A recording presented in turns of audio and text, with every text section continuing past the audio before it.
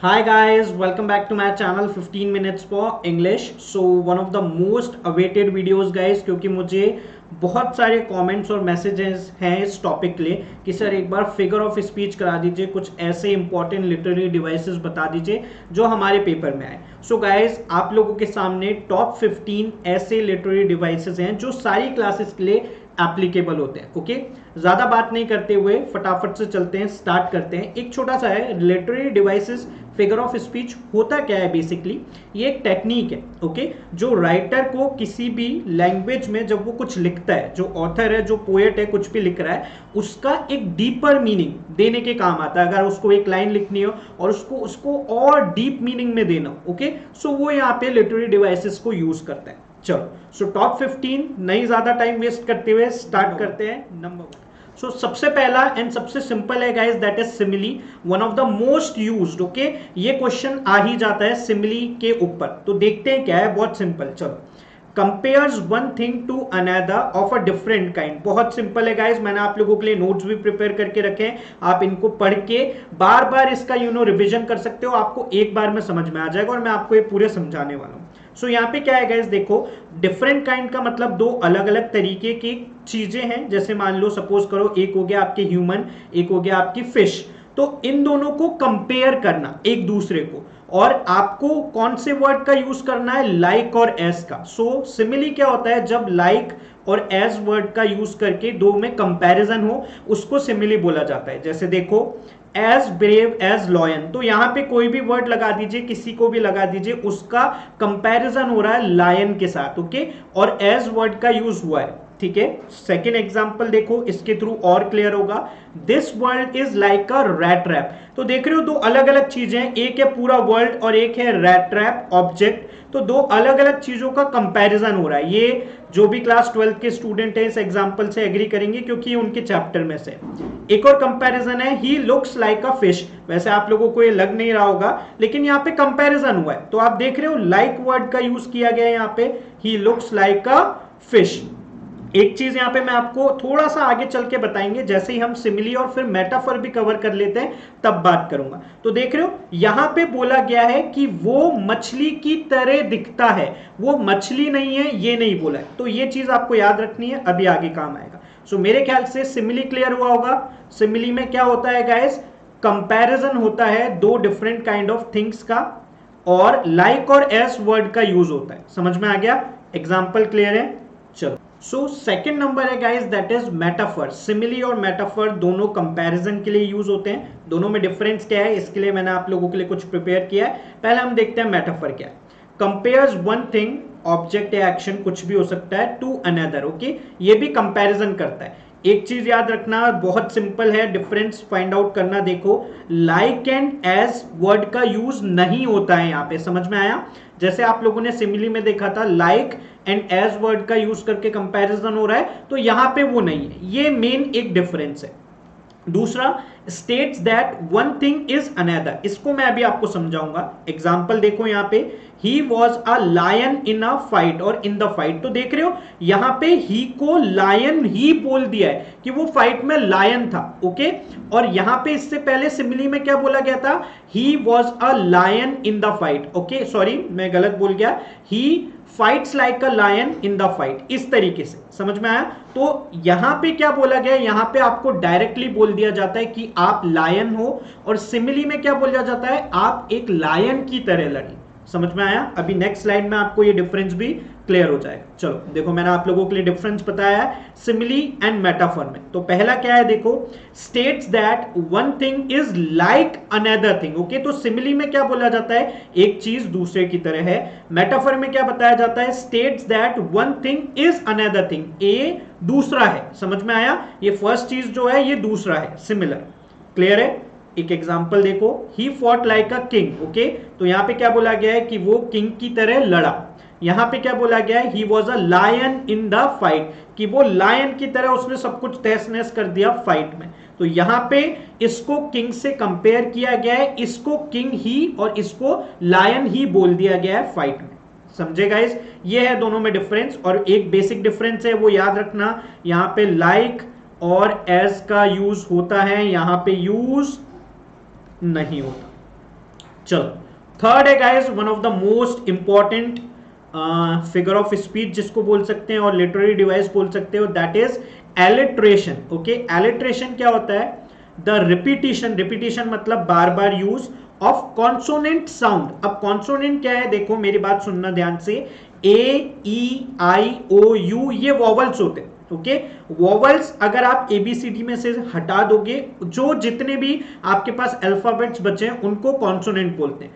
तो अगर repetition sound आ रहा है किसका? कॉन्सोनेंट का, और सेम लेटर, या तो साउंड का रिपीटिशन आ रहा है कॉन्सोनेंट के साउंड का, या फिर किसी सेम लेटर का, याद रखना कॉन्सोनेंट्स का ही, वोवल का नहीं, उसको एलिट्रेशन बोलते हैं। अभी आपको समझ में आएगा एग्जांपल के थ्रू। देखो, specially at the beginning of the word, तो जो भी वर्ड होगा ना उसके बिगिनिंग में ये होना चाहिए। जैसे देखो अभी आपको समझ में आएगा, डोंट ड्रिंक एंड ड्राइव, तो ये चीज देख रहे हो, डी, ओके, डिराइव, तो ये क्या है? यहां पे कॉन्सोनेंट साउंड का या फिर सेम लेटर का, ओके, उनका रिपीटिशन हो रहा है, उसको क्या बोला जाता है? एलिट्रेशन। एक और एग्जांपल है आपके सामने, देखो गाइस, फिश फ्राई, तो देख रहे हो एफ एफ, पीटर पाइपर, समझ में आया?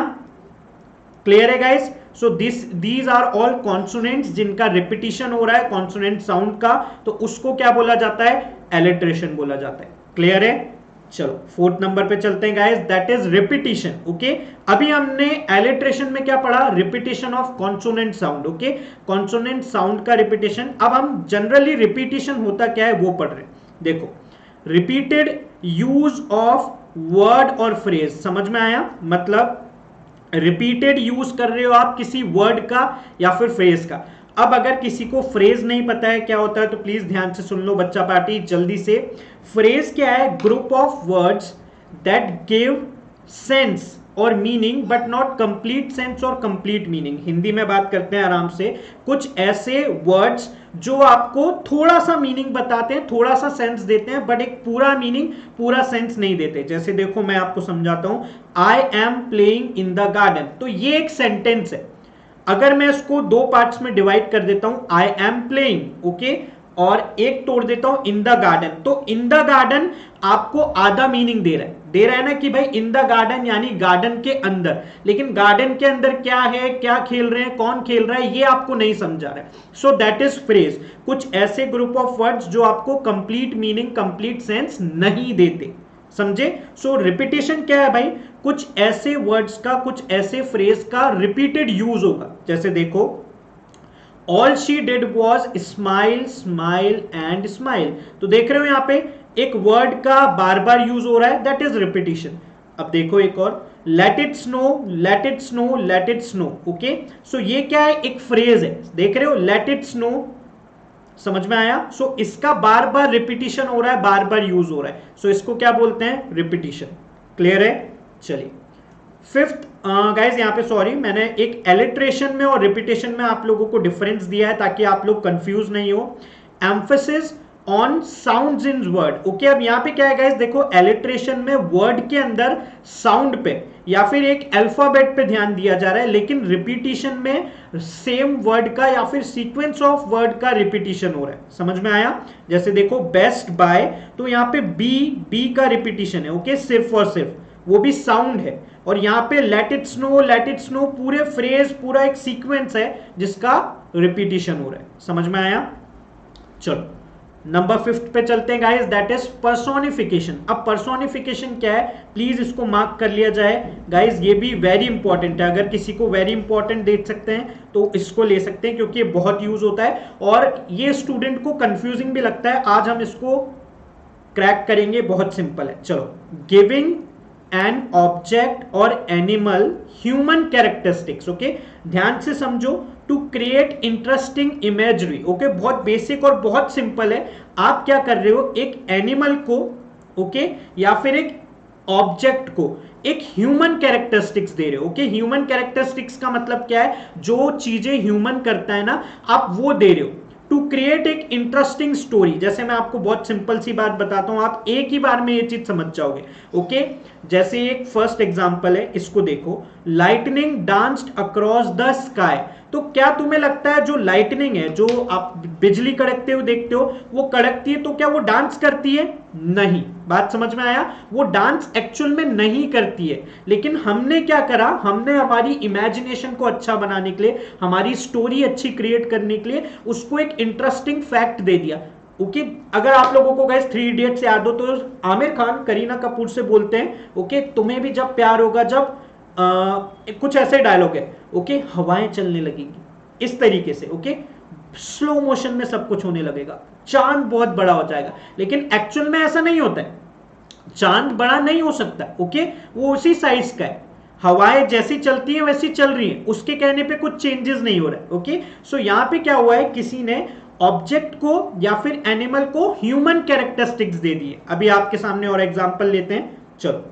मेकिंग एन ऑब्जेक्ट और animal act and look like they are human. Simple, मेरे ख्याल से इजीएस्ट लैंग्वेज में समझ में आ गया होगा कि हमने क्या करा है, एक ऑब्जेक्ट को या फिर किसी एनिमल को एक ह्यूमन की तरह एक्ट करवाया है। समझ में आया? जैसे देखो और एग्जांपल लेते हैं, I heard my heart cry at night. तो भाई रात को जब मान लो ब्रेकअप हो गया है किसी का, तो उसके दर्द हो रहा है, वो रो रहा है, ऐसा एक्चुअल में नहीं होता है, हार्ट नहीं रोता है, उसका काम है भाई ब्लड पंप करने का, वो वही कर रहा है। समझ में आया? ये हमने क्या करा है, हमने उसको एक ह्यूमन इमोशन दे दिया है कि भाई वो रो रहा है, मेरी बंदी छोड़ के चली गई या मेरा बंदा चला गया तो वो रो रहा है, लेकिन एक्चुअल में ऐसा नहीं है।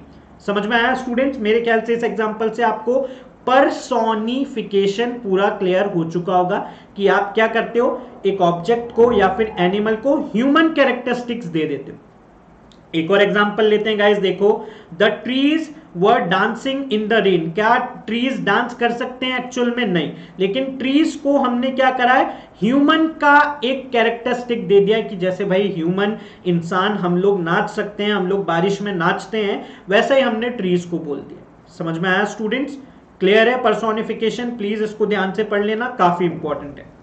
चलो नंबर 6 पे चलते हैं गाइस, एंटीथीसिस। ओके इसको क्या बोलेंगे, क्या करते हैं, देखो पहले तो नाम से ही समझ में आ रहा है, एंटी। एंटी मतलब अपोजिट, तो देखते हैं क्या होता है, मिक्सअप और कंपैरिजन ऑफ कॉन्ट्रास्टिंग वर्ड्स और आइडियाज। ओके मतलब आप यहां पे कॉन्ट्रास्ट का मतलब समझते हो अपोजिट, एक दूसरे के विरोधी। तो आपने क्या बोला है, यहां पे कंपैरिजन हो रहा है दो अपोजिट चीजों का, दो अपोजिट वर्ड्स का या फिर दो अपोजिट आइडियाज का। समझ में आया? पहली लाइन क्लियर है कि भाई एंटीथीसिस में क्या होगा, दो अपोजिट वर्ड्स का या दो अपोजिट आइडियाज का कंपैरिजन होगा, उनको मिक्सअप करके लिखा जाएगा। तो देखते हैं, चलो। A person or thing that is the opposite of someone or something else। समझ में आया? दो ऐसे पर्सन का या कुछ ऐसे पर्सन का आपने साथ में लिखा है जो एक दूसरे के अपोजिट है। जैसे देखो एग्जांपल के थ्रू आपको ये पानी की तरह क्लियर हो जाएगा। Good and evil are the part of life. तो देख रहे हो गाइस, ये दोनों अपोजिट है, अच्छाई और बुराई दोनों अपोजिट है, उनको आप लोगों ने एक ही सेंटेंस में यूज किया। So this is antithesis. Okay एक और एग्जांपल लेते हैं, there was both peace and war. Okay तो पीस मतलब शांति, वॉर मतलब लड़ाई, दोनों एक ही सेंटेंस में यूज्ड हैं। थर्ड है guys, slavery is the antithesis of freedom. Okay बंधुआ आप लोगों ने सुना होगा, मतलब यार हिंदी में बोलते हैं गुलामी। ओके सो गुलामी और फ्रीडम दोनों अपोजिट हैं, उन दोनों का एक ही जगह यूज किया हुआ है। सो ये है गाइस एंटीथीसिस। ओके चलिए, सो गाइज नेक्स्ट है आप लोगों का, दैट इज ओनोमेटोपिया। काफी इंपॉर्टेंट है, ये वर्ड देख के बहुत सारे स्टूडेंट्स को समझ नहीं आता, लेकिन सिंपल है। देखो वर्ड्स दैट रिप्रेजेंट साउंड्स, कुछ ऐसे वर्ड्स होते हैं जो आपको पता है साउंड को रिप्रेजेंट करते हैं। अब आप सोच रहे होगे सर साउंड को कैसे, जैसे मैं आपको एग्जांपल लेता हूं, अच्छी। सो ये अच्छी देख रहे हो, ये स्नीज को रिप्रेजेंट करता है। एम आई राइट? अगर आप किसी को बोलते हो कि भाई तुझे स्नीजिंग हो रही है, तुझे जुकाम हो रहा है, तो आप कैसे बोलते हो, आप उसके मुंह से क्या सुनते हो, अच्छी। क्या? तो ये जो वर्ड है ना स्नीजिंग, ये एक ऐसा वर्ड है जो साउंड को रिप्रेजेंट करता है। सो ये क्या हुआ, ओनोमेटोपिया। आप अगर किसी को बोलते हो तो आप किसी को ये थोड़ी बोलते हो अरे तुझे अच्छी हो रही है, अरे तूने बहुत सारी अच्छी करी है, नहीं, आप उसको क्या बोलते हैं, अरे तूने बहुत सारी छींक खाई है, तूने बहुत सारा स्नीजिंग किया है। समझ में आया? ऐसे बहुत सारे वर्ड्स हैं, जैसे आप लोगों के सामने एग्जांपल है बार्क। ओके, सो डॉग क्या करता है? बार्क करता है। अब एक एग्जांपल है गाइस, जैसे देखो हिस, स्नेक का साउंड। सो कुछ ऐसे वर्ड्स होते हैं जो साउंड को रिप्रेजेंट करते हैं, तो इनको क्या बोला जाता है गाइस? ओनोमेटोपिया। कुछ ऐसे वर्ड्स जो साउंड को रिप्रेजेंट करते हैं, ये हो गया आपका फिगर ऑफ स्पीच और literary devices, that is onomatopoeia. Clear है?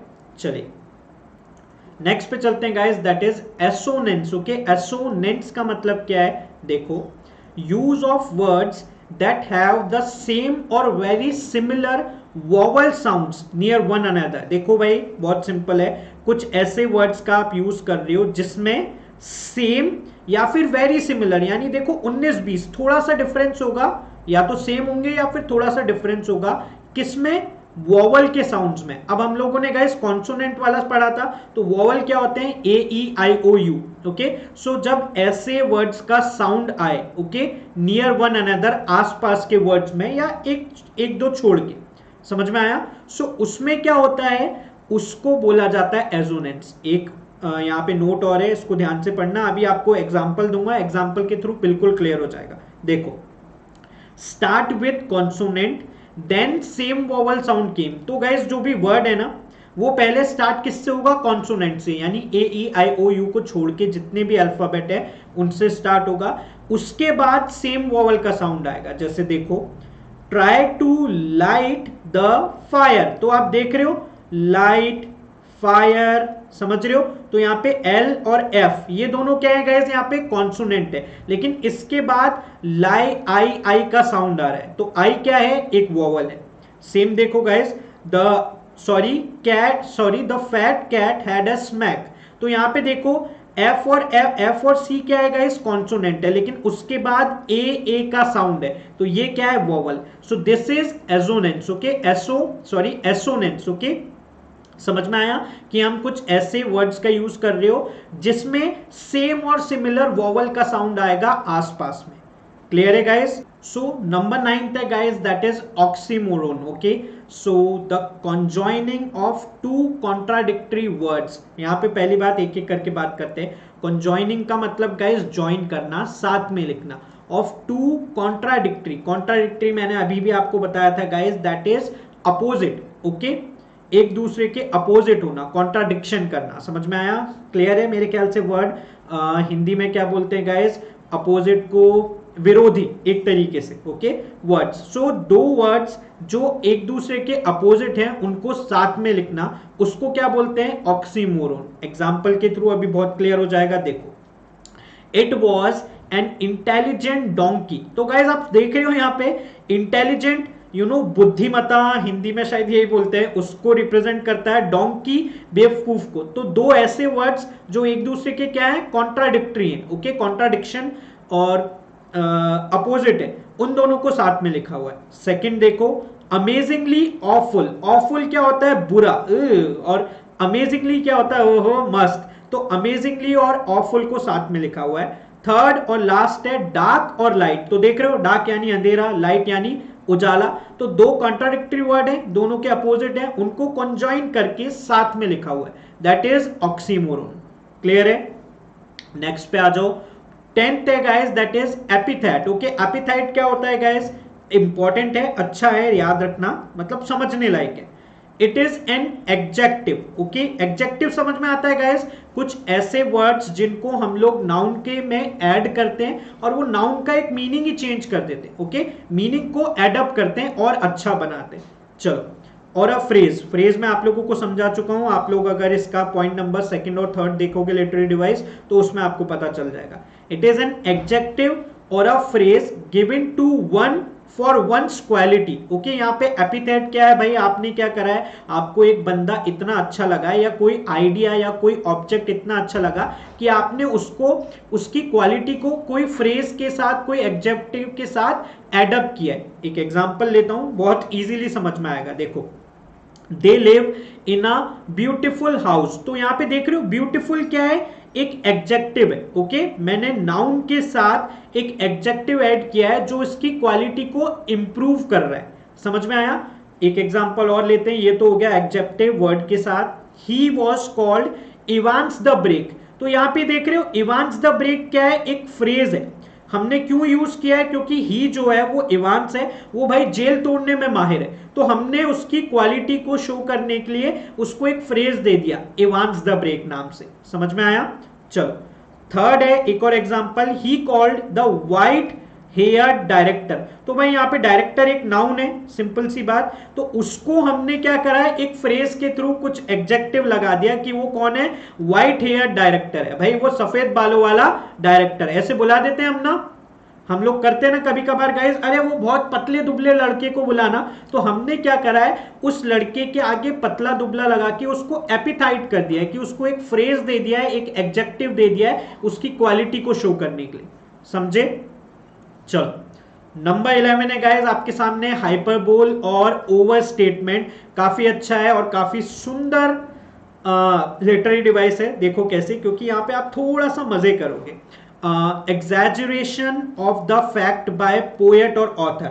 अब पहली बात तो आराम से समझते हैं, व्हाट इज एग्जैजरेशन, मतलब बढ़ा चढ़ा के बताना या फिर बहुत घटा के। एग्जैजरेशन का मतलब क्या होता है, किसी भी चीज को ओवर एक्साइटेड होके ओवर ही ओवर बताना। जैसे देखो मैं आपको एक एग्जांपल देता हूं, आप बहुत जल्दी समझोगे। एक बॉयफ्रेंड है और एक गर्लफ्रेंड है, एक बॉयफ्रेंड अपनी गर्लफ्रेंड के बारे में बता रहा है, एक गर्लफ्रेंड अपनी बॉयफ्रेंड के बारे में बता रही है अच्छा अच्छा। तो कैसे बोल रही है, मेरा बॉयफ्रेंड तो यार इतना सुंदर है, इतना सुंदर है, इतना सुंदर है, ओके, कि विराट कोहली भी उसके सामने कुछ नहीं है। तो यहाँ पे क्या हुआ है, एक गर्ल ने अपने बॉयफ्रेंड के बारे में बहुत ज्यादा एग्जैजरेट करके बताया है, समझे? सो जब भी पोएट या फिर ऑथर किसी चीज को या तो बहुत ही बढ़ा चढ़ा के बताए या बहुत ही घटा घटा के बताए, उसको क्या बोलते हैं, हाइपरबोल बोलते हैं या फिर ओवर स्टेटमेंट बोलते हैं। समझ में आ रहा है नाम से ही, ओवर स्टेटमेंट। एग्जांपल देखो, मैंने जो बताया वो भी एक एग्जांपल है, इसके थ्रू और क्लियर हो जाएगा। चलो, she winged and everyone around her fell down. तो आप लोगों ने गाइस बॉलीवुड मूवीज देखी है, ओके, वापस से मैं वही एग्जांपल लेके आऊंगा, जैसे आमिर खान ने वहां पे डिस्क्राइब किया था, ओके, हवाएं चलने लगी हैं, चांद एकदम से बड़ा हो गया है। तो जैसे आप लोगों ने बॉलीवुड मूवीज देखी है कि उसने उसको आंख मारी और वायलिन बजने लगते हैं, पत्ते उड़ने लगते हैं, ना ना ना, ओके, बेसिकली ऐसा होता है। तो यहाँ पे ये चीज देख रहे हो, यहाँ पे ऑथर ने क्या करा है, पूरे चीज को एक एग्जैजरेट करके ज्यादा ही बढ़ा चढ़ा के बताया कि उसने विंक किया और वहां पे जितने भी लोग थे सब के सब गिर गए। ऐसा हो नहीं सकता है, ऐसा नहीं होता है ना बेसिकली। चलो नेक्स्ट एग्जांपल देखते हैं, he is running faster than the wind. तो भाई हम मान सकते हैं कि एक बंदा जो है वो काफी अच्छा तेज भाग सकता है, लेकिन क्या वो विंड से तेज भाग सकता है? नहीं, ऐसा नहीं होता है। सो यहाँ पे ऑथर ने या फिर पोएट ने किसी भी चीज को क्या किया है, एग्जैजरेट करके बताया, बढ़ा चढ़ा के कि यार वो इतना तेज भागा, इतना तेज भागा कि हवा से तेज भाग रहा था। समझ में आया? ये है हाइपरबोल और ओवर स्टेटमेंट। अच्छा लिटरेरी डिवाइसेस है गाइस, याद रखना, one of the literary devices, okay. चलो नेक्स्ट है गाइस 12th नंबर का कॉन्सोनेंट्स, ओके। अब यहाँ पे आप लोग प्लीज देख लेना, ऐसे को नोट कर लेना, जो सिमिलर है, कॉन्सोनेंट्स है, ओके, एसोनेंट्स है, तो इन चीजों को लिख के रखना। अब देखो, repetition of consonant sound at the end of words. तो यार हमने वहां पे पढ़ा था वो स्टार्ट ऑफ द वर्ड में था, यहाँ पे देख रहे हो एक चीज क्या है, एंड ऑफ द वर्ड में। समझ में आया? Repetition of consonant sound. Consonant clear हो गए होंगे, जिसको नहीं पता था उनको, ए आई ओ यू वॉवल्स को छोड़ के जितने भी अल्फाबेट्स होते हैं उनको कॉन्सोनेंट बोला जाता है। तो रिपीटिशन हो रहा है क्या, कॉन्सोनेंट साउंड का एंड ऑफ द वर्ड पे। अभी एग्जांपल के थ्रू और क्लियर हो जाएगा। देखो, consonants occurs when sound repeat not letters. अब यहाँ पे देखो कॉन्सोनेंट्स में ये एक नोट है, इसको मार्क करके चलना, ये अच्छा है भाई। आई एम सॉरी, कॉन्सोनेंट्स तभी माना जाएगा जब साउंड रिपीट हो रहा हो, लेटर्स नहीं, ओके, इसको मार्क कर लेना, इंपॉर्टेंट है। चलो एग्जांपल देखो guys, toss the glass boss, okay. तो पहली बात तो देखो, टॉस और बॉस देख रहे हो, और यहां पे देख रहे हो एंड ऑफ द वर्ड में कॉन्सोनेंट साउंड जो है वो रिपीट हो रहा है, ओके, टॉस, बॉस, ऐसा। चलो नेक्स्ट है गाइस, देखो, I will crawl away the ball. तो ये चीज देख रहे हो, वर्ड एंड में, एंड वर्ड के एंड में क्रॉल, ल, बॉल, ल, ओके। ये ल जो साउंड है वो किसका साउंड है? कॉन्सोनेंट का, और वो रिपीट हो रहा है। समझ में आया? मेरे ख्याल से आपको कॉन्सोनेंट्स समझ में आ गया होगा इजीली। सो गाइस, आप लोगों के सामने नंबर 13 है, दैट इज आयरनी। काफी इंपॉर्टेंट है, प्लीज इसको ध्यान से समझा जाए। सो आ जाओ देखते हैं। Language that normally signifies the opposite. Opposite का मतलब क्या है गाइस? सिंपल लैंग्वेज में बात करें, आपने सोचा क्या था और हुआ कुछ और, ओके। कभी कभार होता है ना, अरे तू तो टॉप करने की बात कर रहा था, यहाँ तो तू पास भी नहीं हो पाया। तो आपने सोचा था मैं एक सब्जेक्ट में टॉप करूंगा, लेकिन आप पास भी नहीं हो पाए। टचवुड ऐसा किसी के साथ नहीं हो, लेकिन ये है आयरनी, ओके। सो यहाँ पे आयरनी ऐसी लैंग्वेज है, आपके सामने ऐसी लैंग्वेज में सिग्निफाइज करते हैं अपोजिट। आपने कुछ और सोचा था, हुआ कुछ और। कभी कभार होता है ना गाइस, अगर आप लोगों को 10th का चैप्टर याद हो तो पोस्ट मास्टर, और आई थिंक मुझे उस बंदे का नाम नहीं आ रहा है, पोस्ट मास्टर उसकी पैसे देके मदद करना चाहता था, लेकिन उसको एट द एंड गाली सुनने को मिली कि यार ये सब चोर है। सो आपने किसी की मदद करना चाहा, आपने सोचा कि यार ये मुझे थैंक यू बोलेगा, लेकिन उसने आपको क्या बोला? उल्टा आके गाली बक दी, बुरा भला बोल दिया कि यार ये तुमने क्या किया। सो आयरनी वो है, आपने सोचा कुछ और हुआ कुछ और, okay. Typically for humorous effect, मतलब गाइस क्या होता है, कभी कभार आयरनी के थ्रू ह्यूमर मतलब हंसी मजाक निकलता है, कि आप ऐसी सिचुएशन में फंसते हो जहां पे दूसरों को वो देख के मजा आए। एक और लैंग्वेज देखते हैं गाइस, यहाँ पे देखो, find out the difference between reality and appearance. तो आयरनी के थ्रू आप लोग रियलिटी और अपीयरेंस, जो आपको लग रहा है और रियलिटी में क्या डिफरेंस है, ये पता चलता है। जैसे देखो कुछ एग्जांपल्स हैं, उसके थ्रू देखते हैं। A fire station Burns down. तो आप सोच रहे हो, यहाँ पे देखो, सोचा कुछ और हुआ क्या कुछ और। आप क्या सोच रहे हो? फायर स्टेशन में आग बुझाने का काम होता है, वहां से आग कैसे लगेगी, लेकिन वहीं पे आग लग चुकी है। एक और एग्जांपल है, देखो guys, the police station gets robbed. Robbed का मतलब होता है चोरी। तो जब पुलिस स्टेशन में चोरी होगी तो और क्या होगा? हमें क्या लगता है? पुलिस स्टेशन में चोरों को पकड़ा जाता है, वहां पे क्या चोरी होगी, और वहां चोरी हो गई। सो देख रहे हो, यहाँ पे आपने क्या सोचा और हुआ कुछ और, वहां पे उस जगह पे ये दे रखा है। This is called irony. समझ में आया? चलो नेक्स्ट पे चलते हैं गाइस। पॉइंट नंबर 14 है, that is apostrophe, okay. Apostrophe का मतलब क्या है? यहाँ पे देखो, अच्छा है गाइस, इसको समझना जरूरी है, okay. It is use to address a dead, मतलब a dead and absent person or thing. Guys कभी कभार क्या होता है, जैसे देखो मैं आपको एक चीज समझाऊं, ऑथर जो है ऐसी चीज का डिस्क्रिप्शन देता है जो एक्चुअल में प्रेजेंट नहीं होती, ओके। उस चीज के बारे में जब ऑथर लिखता है ना, उसको अपोस्ट्रोफी बोलते हैं। जैसे देखो, when a character in a literary work, character कौन है लिटरेरी वर्क में? बेसिकली आप इसको ऑथर समझ लो। ऑथर एक पोयम लिख रहा है, स्पीक्स टू एन ऑब्जेक्ट। अब ऑथर क्या कर रहा है? यहाँ पे एक ऑब्जेक्ट से बात कर रहा है, एन आइडिया या फिर किसी आइडिया से, और someone who doesn't exist as if is a living person. तो कोई ऐसी चीज, ऐसा आइडिया, ऐसा पर्सन जिससे जो ऑथर है, नरेटर है, वो बात कर रहा है। समझ में आया? वो एक्चुअल में एज अ लिविंग बीइंग नहीं है। जैसे देखो एग्जांपल के थ्रू क्लियर हो जाएगा। ओ रोज हाउ स्वीट यू स्मेल। ये चीज समझ रहे हो? तो कभी कभार होता है ना, ऑथर जो होते हैं वो गुलाब से बात कर रहे हैं, ओहो गुलाब का फूल, तुम कितने अच्छे लगते हो, कितने सुंदर हो, कितनी अच्छी खुशबू देते हो। तो यहां पे ये जो गुलाब का फूल है, ये एक लिविंग पर्सन नहीं है, लेकिन यहां पे फिर भी ऑथर जो है इससे बात कर रहा है। उसको क्या बोलते हैं गाइस? अपोस्ट्रोफी। समझ में आया? क्लियर है? चलो नेक्स्ट और लास्ट आपके सामने है गाइस, दैट इज रीफ्रेन। रीफ्रेन का मतलब क्या होता है? इट इज अ फ्रेज और a line repeated eight intervals in a poem, specially at the end of every stanza, okay. ये एक फ्रेज हो सकता है। फ्रेज मतलब कुछ ग्रुप ऑफ वर्ड्स, फिर से बता रहा हूं, जो आपको कंप्लीट सेंस, कंप्लीट मीनिंग नहीं देते। या फिर एक लाइन हो सकती है जो बार बार, ओके, इंटरवल में, मतलब 2-3 लाइन छोड़ के 2-3 लाइन छोड़ के बार बार रिपीट हो रही है। और स्पेशली ऐसा कब होता है? एवरी स्टेंजा, जो पोयम के स्टेंजाज होते हैं उसके बाद। जैसे देखो आप लोगों ने सबने मेरे ख्याल से एक पोयम पढ़ी होगी, द ब्रुक। मैन में go, men may come, but I go on forever. तो इस बुक, सॉरी, इस द ब्रुक पोयम में ये वाली जो लाइन है ना, ये हर 3-4 लाइन के बाद हर एक पैराग्राफ में रिपीट हुई है, ओके। मैन में go, men may come, but I go on forever. तो ये क्या है गाइस? रिफ्रेन है। समझ में आया? सो गाइज ये थे आप लोगों के टॉप 15 लिटरेरी डिवाइसेस जो मुझे लगते हैं टॉप इंपॉर्टेंट हैं। आप लोगों को अगर लगता है कि मैंने कोई सा मिस किया है या आपके स्कूल में बताया हो तो please comment down that, okay. मैं उसके ऊपर भी वीडियो आप लोगों को सून बना के दे दूंगा। फॉर मोर वीडियोस मेरे चैनल को लाइक करो, सब्सक्राइब करो, and all English related videos please channel को सब्सक्राइब करो, अपने फ्रेंड्स के साथ शेयर करो, and press the bell icon. 15 minutes for English. Thank you so much.